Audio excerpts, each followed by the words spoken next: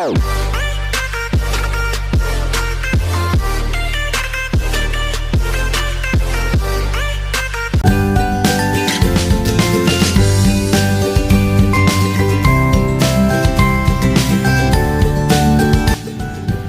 Indonesia adalah masyarakat majemuk yang terdiri dari beragam etnis, suku, dan budaya. Keberagaman kebudayaan ini disebut dengan istilah kata multikultural. Dikutip dari situs resmi Kementerian Pendidikan dan Kebudayaan Republik Indonesia, istilah masyarakat multikultural terdiri dari 3 kata. Yang pertama yaitu masyarakat, yang kedua yaitu multi, dan yang ketiga adalah kultural. Multi artinya banyak atau beraneka ragam, sedangkan kultural artinya budaya. Jadi, masyarakat multikultural adalah suatu masyarakat yang terdiri atas banyak struktur kebudayaan. Pertanyaannya adalah, bagaimana kelompok dan individu dalam kebudayaan yang berbeda dapat membentuk satu kesatuan NKRI? Nah, jawabannya adalah multikulturalisme dapat berkembang apabila masyarakat Indonesia saling toleransi dan saling menghargai antara satu dengan yang lainnya. Mari kita lihat faktor apa saja sih yang mempengaruhi latar belakang masyarakat multikulturalisme di Indonesia. Pertama, faktor sejarah Indonesia. Indonesia adalah negara yang mempunyai sumber daya alam yang melimpah, terutama dalam hal rempah-rempah. Sehingga banyak negara-negara asing ingin menjajah, seperti Portugis, Belanda, Inggris, dan Jepang. Dengan demikian, mereka tinggal dalam jangka waktu yang lama, bahkan ada yang menikah dengan bangsa Indonesia. Kondisi inilah yang menambah kekayaan budaya dan ras yang di Indonesia.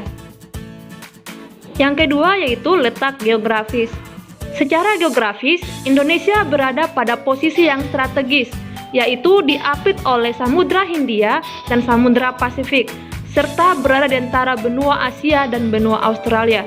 Sejarahnya, wilayah Nusantara dulunya merupakan pusat lalu lintas perdagangan dunia yang memungkinkan masuknya berbagai pengaruh kebudayaan asing.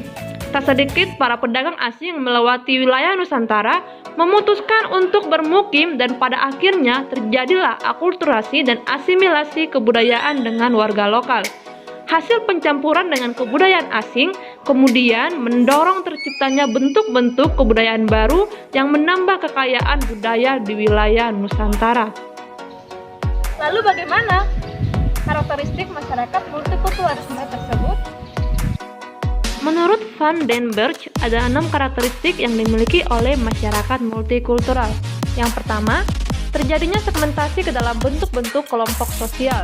Yang kedua, memiliki pembagian struktur sosial ke dalam lembaga-lembaga yang bersifat non-komplementer. Yang ketiga, kurang mengembangkan konsensus atau kesepakatan bersama. Yang keempat, relatif sering terjadi konflik. Yang kelima, secara relatif integrasi sosial tumbuh karena paksaan dan saling ketergantungan di bidang ekonomi. Dan yang keenam adalah adanya dominasi politik. Selanjutnya, mari kita lihat peran agama dalam masyarakat multikultural. Masing-masing agama memahami dan mengajarkan umatnya untuk mencintai sesama dan diwajibkan untuk membangun hidup yang rukun dan damai. Namun di sisi lain, polaritas agama ini juga mengandung potensi terjadinya konflik dan disintegrasi bangsa ketika melihat masing-masing agama lebih mengutamakan klaim kebenarannya yang absolut dan muatan emosi keagamaan yang menjadi dasar interaksi. Untuk menghindari konflik dalam rangka mewujudkan kerukunan antar umat beragama, maka agama-agama didorong untuk menemukan nilai universal yang ada padanya.